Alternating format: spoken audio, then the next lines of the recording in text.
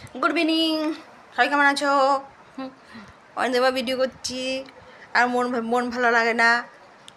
কী করবো, কাল রাতে প্রচুর ঘুমিয়েছি। এসি ঠিক করা হয়েছে, এসির সার্ভিসিং হয়েছে। এখন ঠান্ডা হচ্ছে ঘর। আমি এখন যদিও এসি চলছে না, রাতে চালাবো। কালকে সারা রাত এসি চলেছে, যদিও 26-এ ছিল, আপ ডাউন করেছে।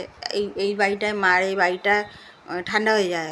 অনেক দিনের পুরনো বাড়ি তো, দোতলা তিনতলা আছে।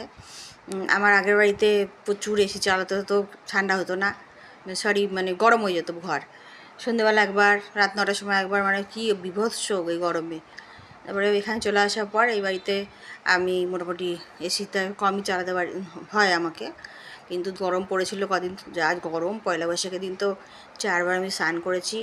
তারপরে মাথা খারাপ হয়ে গেছে সব সময়। এই চুলগুলো, এই আমার চুলগুলো এই জায়গাটা গোছাচ্ছে বেশি, প্রচুর ঘাম হয় এখানে, সব সময় চুল ভেজা থাকতো, অস্বস্তি।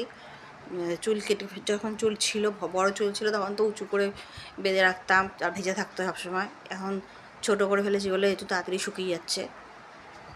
হাওয়াতে থাকি আমি, হাওয়া ছাড়া আমার দিন কাটে না। হাওয়া দিন আগে এই কাজ করার সময় তো আর সবসময় হাওয়া নিয়ে ঘরে যায় না। তো এখন ভাবলাম একটু সাজি, তারপরে তোমাদের সাথে একটু কথা বলি। সবাই ভালো থেকো। Tata tata.